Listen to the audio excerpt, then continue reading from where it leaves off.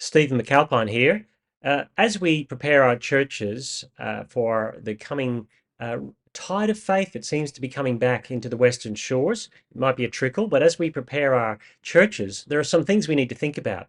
And these videos are going through some of the things as leaders and as churches we can prepare ourselves for in the current cultural time that we're living in.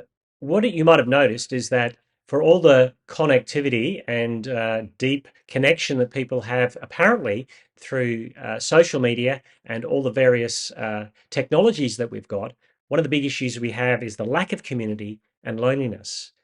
Robert Bellah, who was coined the term expressive individualism, that sense of the self being king, being on the throne, said that just at the time that we're championing the self above anything else, the social structures that can keep selves together are breaking down.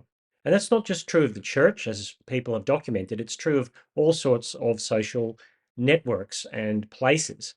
But social media platforms aren't exactly doing what they said they would do. There's lots of polarization, lots of loneliness. More and more people are living alone as more and more people struggle to deal with conflict. Conflict's a big issue in our culture. We'll look at conflict in another video. But how do we bring community together in church in such a way that it is meaningful for people who might end up on our doorsteps looking for deeper community, who are looking for pathways to networks and for friendships? Now, a couple of things about community. It's very easy to launch into seeing community as the be all and end all of church. Community is not. The glory of God is the point, and community is part of the fruit of the gospel. Where there is good community in a church, invariably, no, not always, but invariably, there's good gospel framework as well. And when I say good community, I don't just mean friendliness.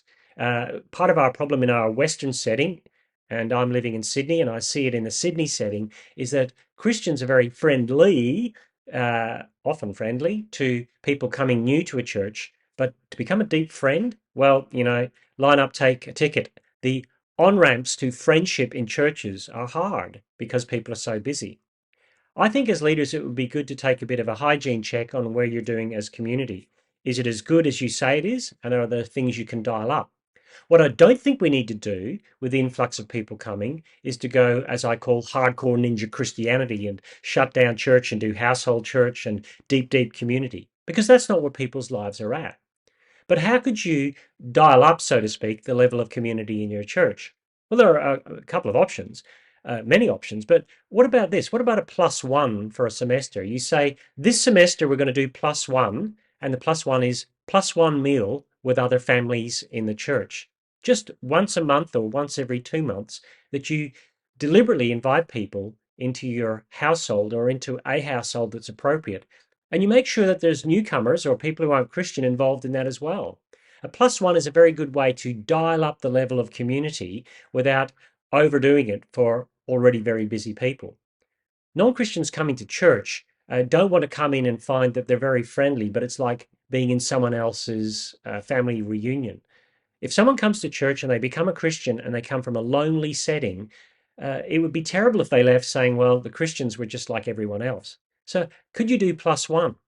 It's worth sitting down as a leadership team or some of your key people in church and saying, where are our pressure points for our communities and where are the things that we're doing well? How can we mitigate against the pressure? Is it a problem to solve or is it just a tension to manage? It might be a problem to solve in that we aren't very friendly to each other and we don't like spending time and we've got time. Or it could be a tension that we just have busy lives in the middle of a city, which mitigate against us meeting altogether. But I think it's worth helping people figure that out. Another thing you've got to think about too is that we talk often about the ills of social media. Social media can be a great community gatherer, I think. How do you use social media well during the week to drip filter people's lives together with gospel thought, prayers, intentional people who are manning some sort of social media framework that just drip filters out bits of community on the road, so to speak? It's very hard to get to church all the time, and we see people dial down the attendance, but just keeping the stepping stones to community going can be very good. The other thing I think I would do is get someone who's very good at community, sort of the champion of community in your church, uh, to get up and speak about how they do things, not to show that you have to all be the champion of community, but just to, in bite-sized ways, help other people figure out how they can do life together with other people. There are people coming to our churches who are lonely. There are people coming looking for community, and many of their lives are messy.